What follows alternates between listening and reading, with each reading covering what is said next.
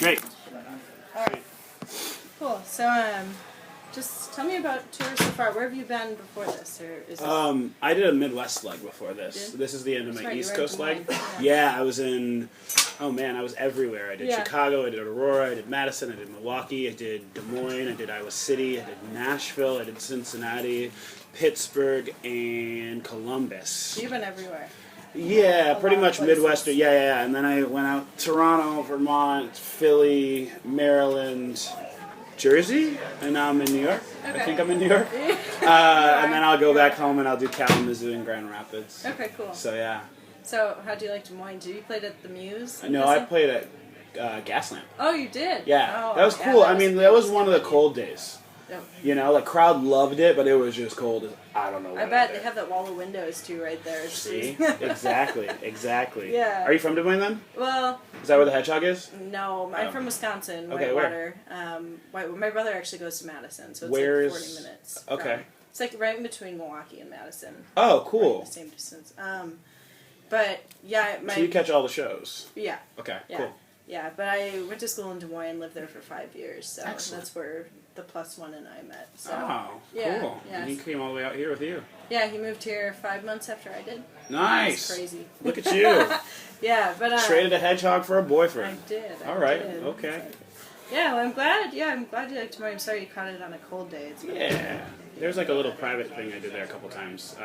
It's called Grapevine. It's like a little... Yeah. I know Bonita. Yeah, I know. Yeah. That's awesome. Chad Elliott. Yeah. He's cool. He's awesome. Yeah, they play a lot of good stuff there. Yeah, awesome. yeah, cool. So, I have every musician I talk to do this, but can you, I'm going to put you on the spot. Can you describe your music in 3 words that begin with a B? In 3 words that begin with a B. Bright. All right. Brilliant. I'm a songwriter. I should be able to do this. Let's call it bright, brilliant, and beautiful. Beautiful. That's a good one. Yeah. I'd agree with that. I was listening to, what was it, your song Sleepwalking. Thanks. Yeah. Yeah. Thank you. Yeah. I'll play it tonight. Good. So you have your new album out. And that was out January, 21, correct? yes. Yeah, that's right. So, what was that like? Is that your first album? Or was No, I released Briar Rabbit and the Company You Keep, and then I released The Great Routine, which was an online EP. Oh, okay. And then, I put this one out. This one's like the first full length. It's like my baby. Okay, like, you know. that's what I was reading about. Yeah.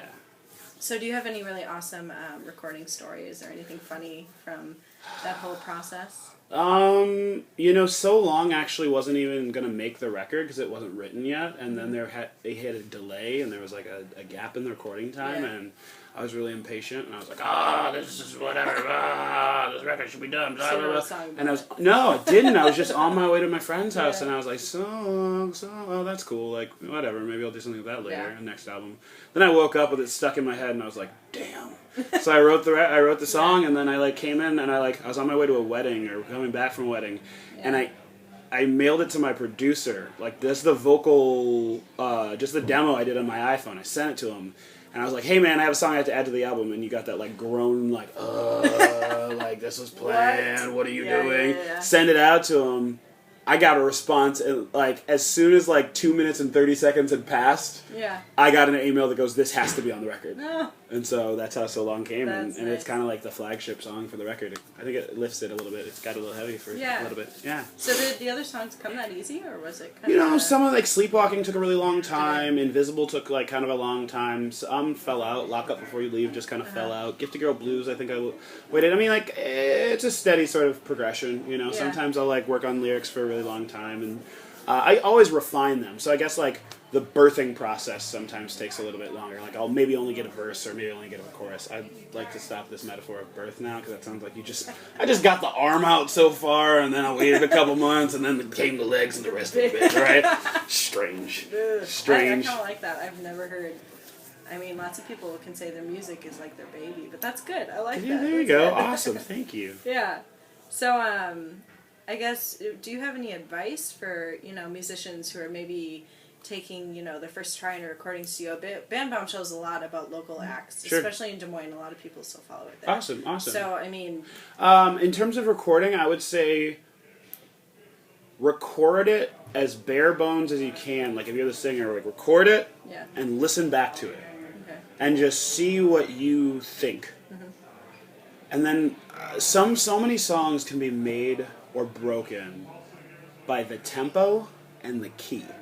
That's what I learned on this record, is that if the song's in the wrong key, it may be cool to play on the guitar, it may be fun to play on the guitar, but if it's not in the right key for your voice, if it doesn't sit the right way, you're kind of screwed. You know what I mean? Okay. So definitely the key, and also the tempo. Like go look at like a song that sounds similar to what your song is, and then figure out that tempo. Yeah. And do it all beforehand. You know, like figure out, like steal a Beatles tune that's like a mid-tempo whatever, or if you're doing a ballad, take the tempo from Something in the Way She Moves, and then like play your song to that, but never just go into the studio and then be like, oh, we're going to do a click track, and you're going to be like, I'll count it off here, because maybe you drank too much coffee, or maybe you just woke up and it might be too fast or too slow, and that's something you can't change later. Yeah. For sure. Very cool. So is there anything, too, when you're recording, do you have, like, a ritual where you need, like, let's say coffee in the morning, or you need a certain something to, like, get it going? No, I usually just kind of, like, keep practicing. Like, I usually do a lot of pre-production, and I just shed the songs to a metronome every single time and get them to that place, because the idea is that you want the magic to happen. So you train really hard, and then you get out there and you just sort of, like, let what kind of happens happen. But I think that you aren't afforded that luxury when your music is like, or when you haven't done the work. When you're worried about the notes, you don't get the magic. You know, like it's like you have to be real. You have to do your homework in order to get it done. Yeah, for sure. I get what you're saying. Thanks. So what are you listening to right now? Like, what do you got? Let's see. I've been listening to this girl Caroline Smith. Like, she actually played in Des Moines on Wednesday. Dude, with my friend Dustin she's Smith. insane. Magazines, I love that. Dude, she's insane. I don't even love magazines. I love half About a Woman or something like that. That song's called Stay. You know that song's called Stay. Stay, I want you to stay. Just stay, I want you to, don't tell me to stay. Yes. Like whatever that shit is, and she's like, oh yeah, it's called Half About Being a Woman. Girl, that song's called Stay. That I know. You're going to blow up, get signed to a label, and they're going to call the song Stay, parentheses, Half About Being a Woman. Yeah. Anyways. Yeah, she's fantastic. She's amazing. Yeah, she's amazing. I actually reached out to her on Twitter because I just saw her on a poster that I was playing. You know, like I was coming through town and I was like, oh, all right, cool.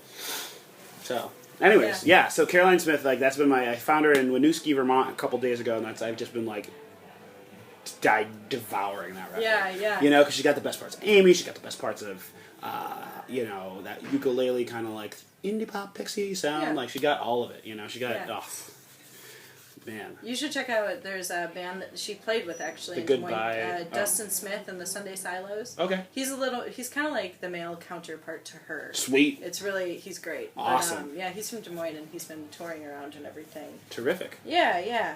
So if you had to choose any person, you know, in the world to play a tour with, you know, who would it be? What? Ben Folds. How come? Just because I think our music is super complementary sort of to each other. I think that like he hits like a serious sort of note, but he also has like a lot of like, he's very playful and he's very like in tune with the crowd. I think he's a wonderful performer, and I think that our fan bases would get along really well. I'd also love to tour with my uncle. I think that'd be just fun. Yeah. You know, it'd just be a whole lot of fun. Yeah. Is there, like, with your uncle, is there any piece of advice or anything that you've just remembered from his music that's kind of, you know, you've wanted to... He just said, always be a gentleman. Yeah? That's all. He said, always be a gentleman. And I have not... It has not steered me wrong once. I've gotten shows canceled on me. I've had band sound check over my festival spot when I had 40 people there waiting to hear me play. They said, sorry, you're not playing this year. Like, and, you know, the artist diva ego Leo inside me wants to, like, throw a little fit, but, like, you can't. You got to be a gentleman. You know, people are going to, regardless, you just got to be a gentleman because people are going to remember the way you handle things. You know? Yeah.